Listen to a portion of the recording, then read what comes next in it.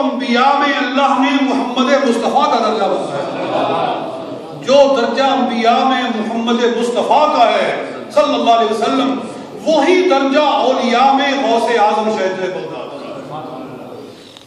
بڑا خوبصورت شعر ہے کہ غوث اعظم درمیان اولیاء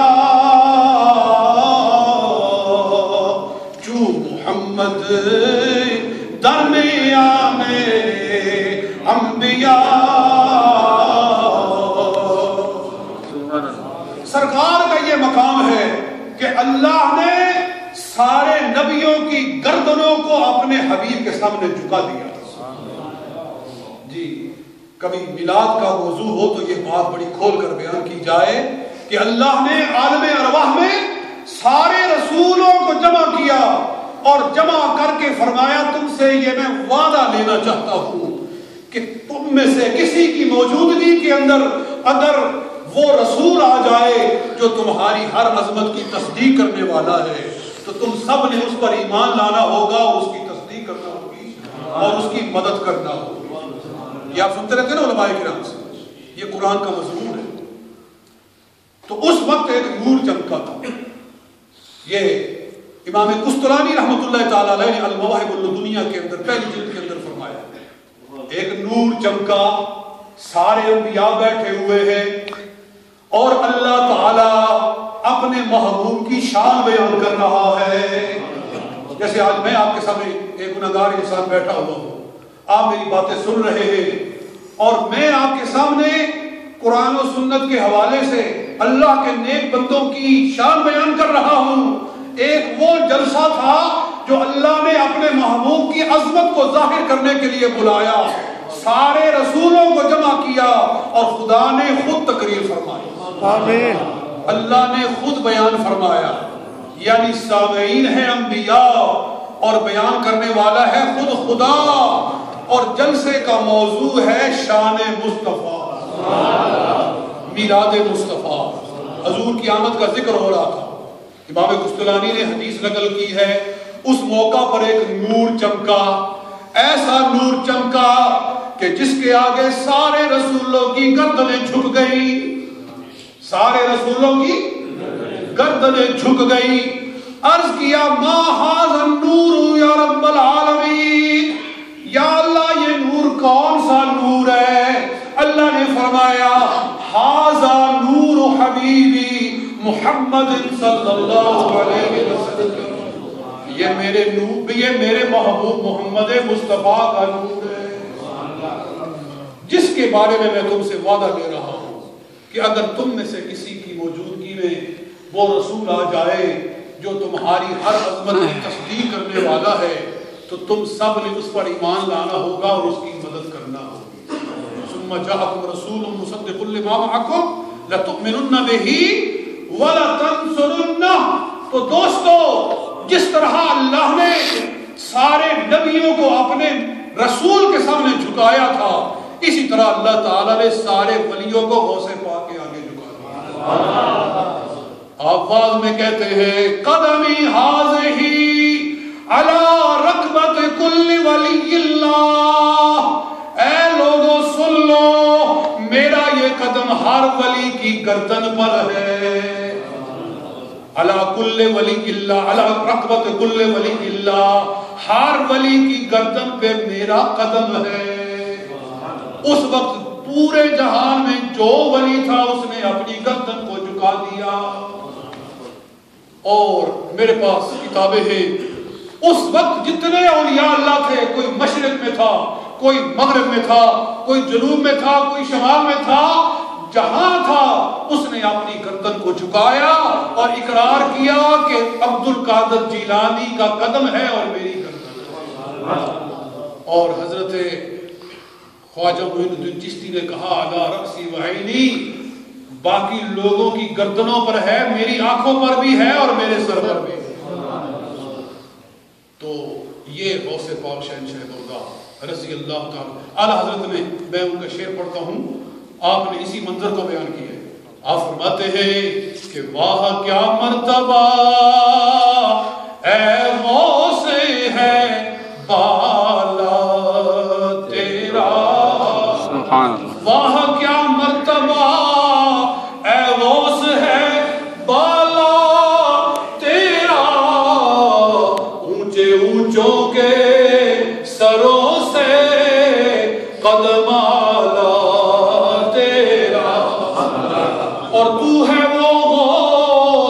کہ ہر غوث ہے منگتا تیرا، اور تو ہے وہ غیث کہ ہر غیث ہے پیاسا تیرا، اور سر بھلا کیسے کوئی جانے کہ ہے کیسا تیرا، سبحان اللہ، اولیاء ملتے ہیں آنکھیں وہ ہے تلوار تیرا، اولیاء ملتے ہیں آنکھیں وہ ہے تلوار تیرا۔ اور آپ فرماتے ہیں کہ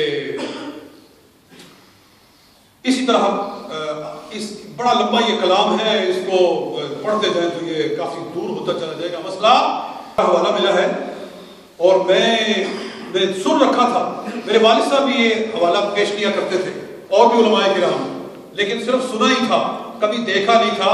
پرسوں غزلی تھانوی صاحب لکھتے ہیں، اور آج ہم بیٹھے ہیں نا غوث پاک کی شان سننے اور سنانے کے لیے، انشاءاللہ روز قیامت اس کا ہمیں فائدہ حاصل ہوگا۔ غوث پاک سے محبت قیامت میں کام آئے گی انشاءاللہ۔ بولو غوث پاک سے محبت قیامت میں کام آئے گی۔ اور اگر یقین نہ آئے تو یہ بات سن لو جو مولانا اشرف علی تھانوی صاحب نے کہی ہے۔ مجھے میرے پاس کتاب ہے، میں لایا بھی ہوں، لیکن کوئی ضرورت نہیں ہے کہ میں وہ ساری عبارت پڑھ کر سناؤں، میں خلاصہ پیش کروں۔ یہ کتاب میرے پاس ہے، یہ مولانا اشرف تھانوی یہ اس طبقے سے تعلق رکھتے ہیں کہ جو طبقہ وسیلے کو ماننے والا نہیں ہے، وسیلہ نہیں ماننا، وسیلہ نہیں کرنا چاہیے، پیش نہیں کرنا چاہیے، وسیلے کی کوئی حقیقت نہیں ہے۔ مگر مولانا اشرف علی تھانوی صاحب کو بات مان لیں تو سارے مسئلے حل ہو جاتے ہیں۔ آپ ارشاد فرماتے ہیں مولانا فضل الرحمان گنج مراد آبادی رحمۃ اللہ تعالی علیہ نے یہ بات کہی تھی، اگر انہوں نے نہ کہی ہوتی تو مجھے یقین نہ آتا، مگر انہوں نے کہی ہے تو پھر وہ علم کا ایک پہاڑ ہے، ان کی بات سچی بات ہے۔ فرماتے ہیں میں ان کے حوالے سے کہتا ہوں کہ غوث پاک شہنشاہ بغداد کا ایک دھوبی تھا، ان کے کپڑے دھونے والا تھا، غوث پاک کے کپڑے دھونے والا تھا۔ یہ میرے پاس موجود ہے کتاب الافاضۃ الیومیہ، الافاضۃ الیومیہ پہلی جلد صفحہ 431۔ او بندے بتا تیرا رب کون ہے؟ آپ جانتے ہیں نا علماء سے سنتے رہتے ہیں کہ 3 سوال ہوں گے۔ پہلا سوال کیا ہوگا؟ پر رب کا تیرا رب کون ہے؟ دوسرا سوال کیا ہوگا؟ ماں دینوں کا تیرا دین کیا ہے؟ اور تیسرا سوال کیا ہوگا؟ اور نبی بات شاید آپ کو اور بھی نہیں آتی ہوگی، لیکن مضمون تو جانتے ہیں نا، ما تقولو فی حق ھذا الرجل، یہ جو تیرے سامنے پیاری صورت والے کھڑے ہیں بتا ان کے بارے میں تو کیا کہتا ہے؟ یہ 3 سوال ہو گئے۔ دوستان گرامی، وہ دھوبی غوث پاک کے کپڑے دھونے والا قبر میں جاتا ہے، اور یہ واقعہ مولانا اشرف تھانوی صاحب لکھتے ہیں، یہ کتاب میرے پاس ہے۔ والے مر ربو کا تیرا رب کون ہے؟ وہ جواب دیتا ہے مجھے کچھ نہیں پتا، مجھے اتنا یاد ہے میں غوث پاک کا دھوبی ہوں، میں غوث اعظم کا دھوبی ہوں۔ لفظ ہے غوث اعظم، میں غوث اعظم کا دھوبی ہوں۔ انہوں نے کہا ماں دینوں کا تیرا دین کیا ہے؟ وہ کہتا مجھے کچھ یاد نہیں ہے، اتنا مجھے یاد ہے میں دنیا میں غوث پاک کا دھوبی ہوتا تھا، کپڑے بڑی محبت سے دھوتا تھا۔ اور ما تقول فی حق ھذا الرجل، ان کے بارے میں کیا کہتا ہے؟ کہتا ہے مجھے کچھ یاد نہیں ہے، اتنا بہرحال مجھے یاد ہے میں عاشق تھا غوث پاک کا، اور محبت سے ان کے کپڑے دھویا کرتا تھا۔ سبحان اللہ۔ قریب تھا کہ فرشتے اسے پکڑے کہ غیب سے آواز آئی، ارے جانے دو غوث پاک کی محبت کے صدقے ہم نے اس کو بخش دیا ہے، غوث پاک کی محبت کے صدقے اس کو بخش دیا ہے۔ اور دوستو جو ان سے اتنی محبت کرے خدا اسے بخش دیتا ہے، تو جو ان کے نام کے جلسے کرے اللہ اسے کیا کچھ نہیں عطا کرے گا۔ میاں صاحب رحمۃ اللہ تعالی علیہ کا مجھے وہ شعر یاد آ گیا ہے، میں اسی پہ بات آپ کہیں گے پتہ نہیں ایک بات کر میں پھر کہتے ہیں نہیں اسی پہ ختم کروں گا، لیکن اس کلام کے ساتھ یہ ملتا ہوا شعر ہے۔ آپ فرماتے ہیں کہ او آنکھیں